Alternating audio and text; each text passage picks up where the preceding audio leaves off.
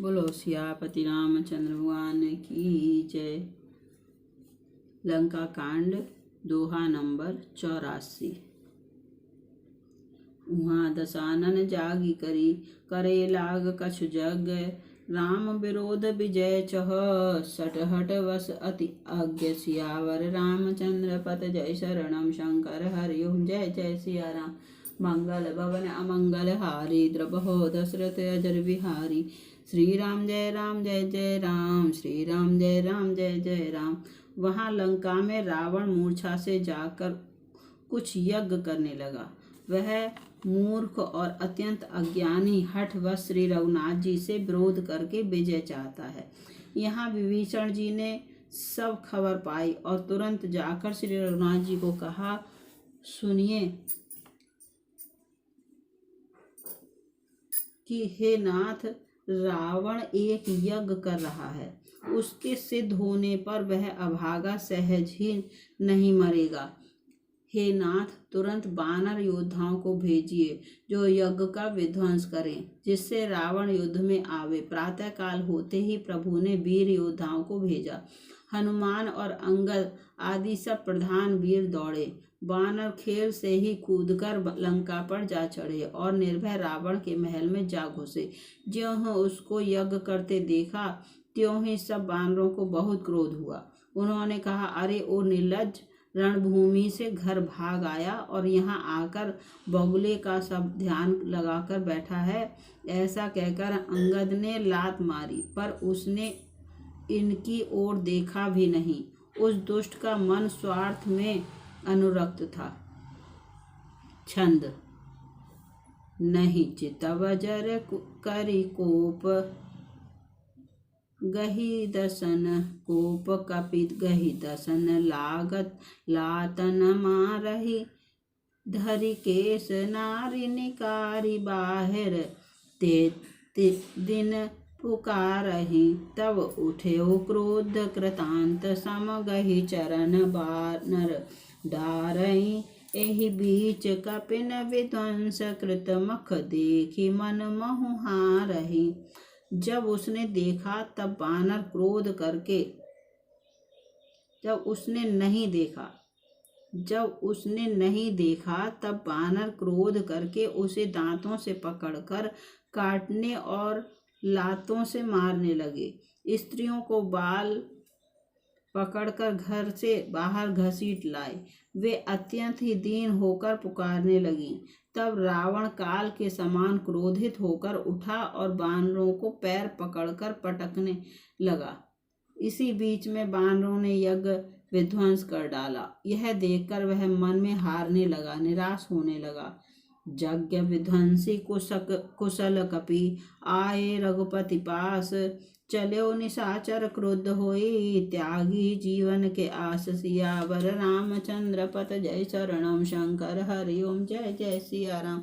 मंगल भवन अमंगल हारी द्रवहो दशरथ अजर बिहारी श्री राम जय जय राम श्री राम जय जय राम। यज्ञ विध्वंस करके सब चतुर वानर रघुनाथ जी के पास आ गए। तब रावण जीने की आशा छोड़कर क्रोधित होकर चला। चलते समय अत्यंत भयंकर अमंगल अपशकुन होने लगे। गिद्ध उड़ उड़कर उसके सिरों पर बैठने लगे, किंतु वह काल के बस था, इससे किसी भी अपशकुन को नहीं मानता था। उसने कहा, युद्ध का डंका बजाओ। निशाचरों की अपार सेना चली। उसमें बहुत से हाथी, रथ, घुड़सवार और पैदल हैं। वे दुष्ट प्रभु के सामने कैसे दौड़े, जैसे पतंगों के समूह अग्नि की ओर जलने के लिए दौड़ते हैं। इधर देवताओं ने स्तुति की कि हे श्री राम जी, इसने हमको दारुण दुखी दिए हैं। अब आप इसे अधिक न खिलाइए, जानकी जी भी बहुत ही दुखी हो रही हैं। देवताओं के वचन सुनकर प्रभु मुस्कुराए। फिर श्री रघुवीर जी ने उठकर बाण सुधारे। मस्तक पर जटाओं के जूड़े को कसकर बांधे हुए हैं। उसके बीच बीच में पुष्प गुथे हुए शोभित हो रहे हैं। लाल नेत्र और मेघ के समान श्याम शरीर वाले और संपूर्ण लोकों के नेत्रों को आनंद देने वाले हैं। प्रभु ने कमर में फेंटा तथा तरकस कस लिया और हाथ में कठोर सारंग धनुष ले लिया। सारंग कर सुंदर निसंग सिली मुख मुखाकर कटिकस्यो भुज दंड पीन मनोहरायत उर्धरासुर पद लस्यो। कह दास तुलसी जबहि प्रभु सर चाप कर फेरन लगे। ब्रह्मांड दिग्गज कमठ अहिमहि सिंधु भूधर डगमगे। प्रभु ने हाथ में सारंग धनुष लेकर कमर में बाणों की खान अक्षय सुंदर तरकस कस लिया। उनके भुजदंड पुष्ट हैं और मनोहर चौड़ी छाती पर ब्रह्मांड ब्राह्मण भृगुजी के चरण का चिन्ह शोभित है। तुलसीदास जी कहते हैं, ज्यों ही प्रभु धनुष बाण हाथ में लेकर फिराने लगे त्यों ही ब्राह्मण दिशाओं के हाथी कश्यप, शेषजी, पृथ्वी, समुद्र और पर्वत सभी डगमगा उठे। शोभा देखी हरषि सुर बरसहि सुमन अपार। जय जय जय करुणानिधि छवि बल गुण आगार। सियावर रामचंद्र पत जय शरणम शंकर हरि ओम। जय जय सिया राम। मंगल भवन अमंगल हारी द्रबहो दशरथ अजर बिहारी। श्री राम जय राम श्री राम जय जय राम। भगवान की शोभा देखकर देवता हर्षित होकर फूलों की अपार वर्षा करने लगे और शोभा, शक्ति और गुणों के धाम करुणा निधान प्रभु की जय हो जय हो जय हो ऐसा पुकारने लगे। इसी बीच में निशाचरों की अत्यंत घनी सेना कसमसाती हुई आपस में टकराती हुई आई। उसे देखकर वानर योद्धा इस प्रकार उसके सामने चले जैसे प्रलय काल के बादलों के समूह हों। बहुत से कृपाण और तलवारें चमक रही हैं, मानो दसों दिशाओं में बिजलियां चमक रही हों। हाथी, रथ, घोड़ों का कठोर चिंगाड़ ऐसा लगता है मानो बादल भयंकर गर्जन कर रहे हों। बानरों की बहुत सी पूंछें आकाश में छाई हुई हैं।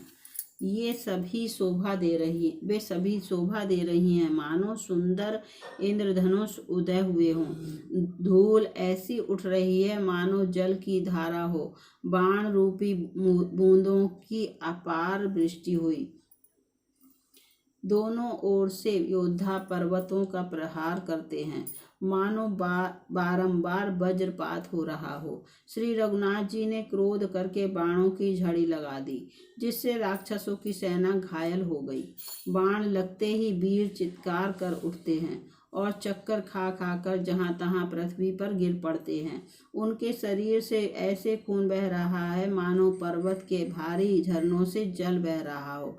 इस प्रकार डरपोकों को भय उत्पन्न करने वाली रुद्र की नदी बह चली। कादर भयंकर रुधिर सरिता चली परम अपावनी। दो कुल दल रथ रेत चक्र अवर्त बहती भयावनी।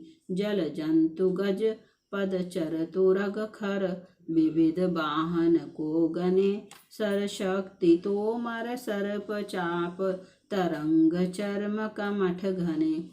डरपोकों को भय उपजाने वाली अत्यंत अपवित्र रक्त की नदी बह चली।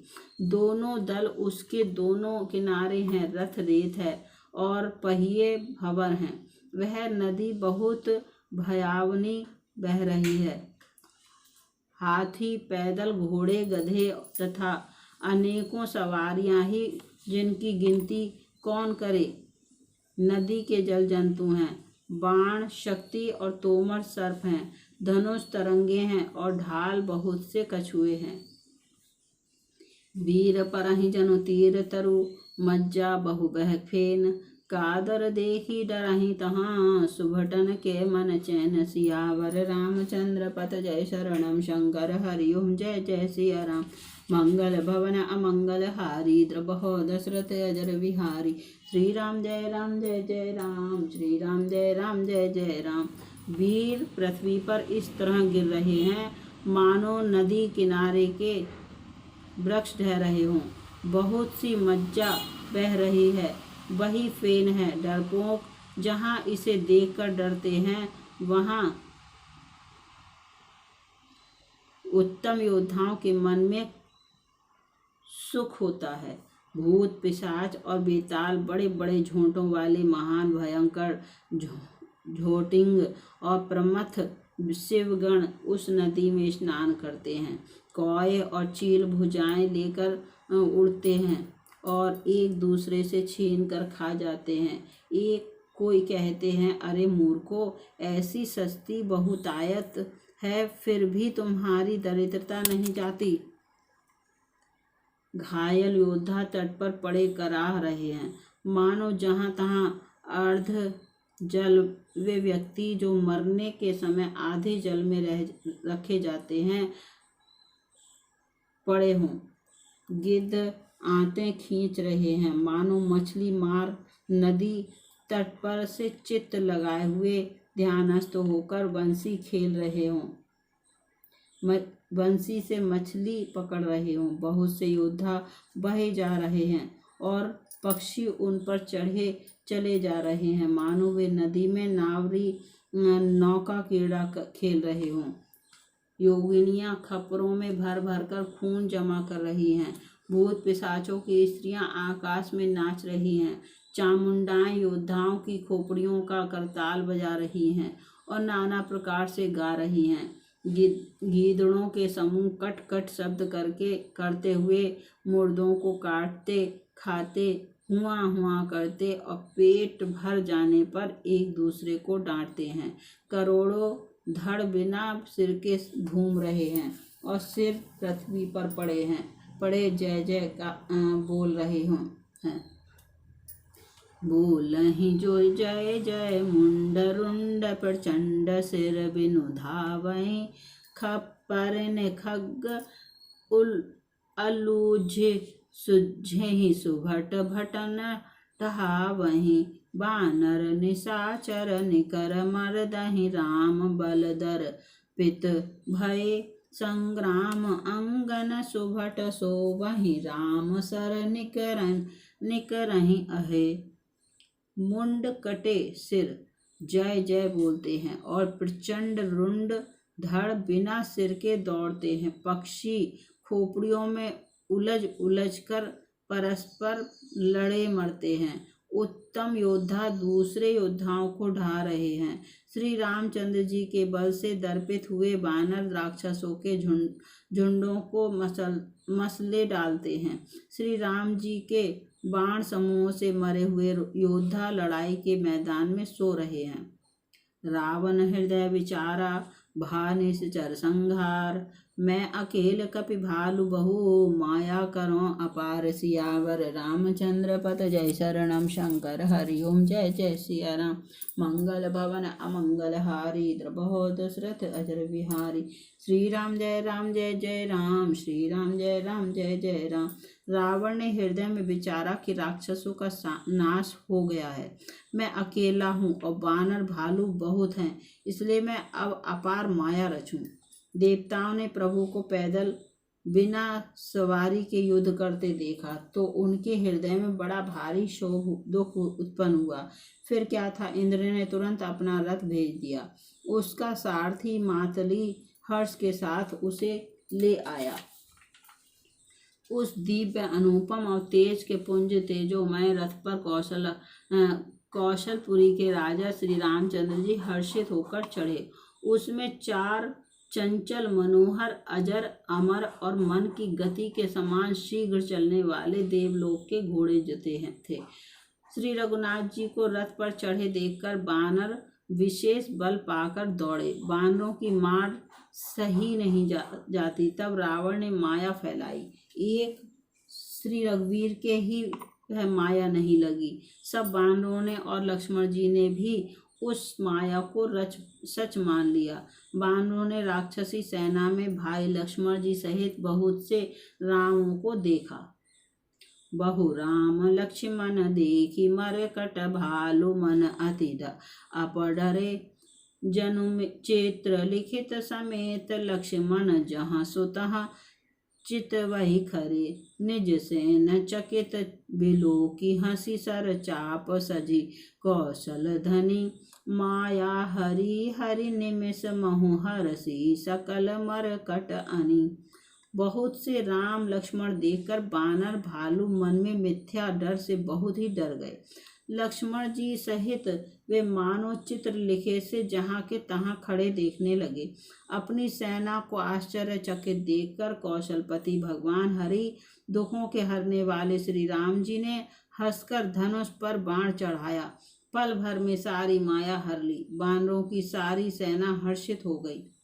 बहुरी राम सब तन चितई बोले बचन गंभीर द्वंद्व युद्ध देखऊं सकल श्रमित भय अति वीर सियावर रामचंद्र पत जय शरणम शंकर हरि ओम जय जय सिया राम मंगल भवन अमंगल हारी द्रबहो दशरथ अजर बिहारी श्री राम जय जय राम श्री राम जय जय राम। फिर श्री राम जी सबकी ओर देखकर गंभीर वचन बोले, हे वीरों, तुम सब बहुत ही थक गए हो, इसलिए अब मेरा और रावण का द्वंद्व युद्ध देखो। बोलो सियापति रामचंद्र भगवान की जय। लंका कांड दोहा नंबर 89 समाप्त।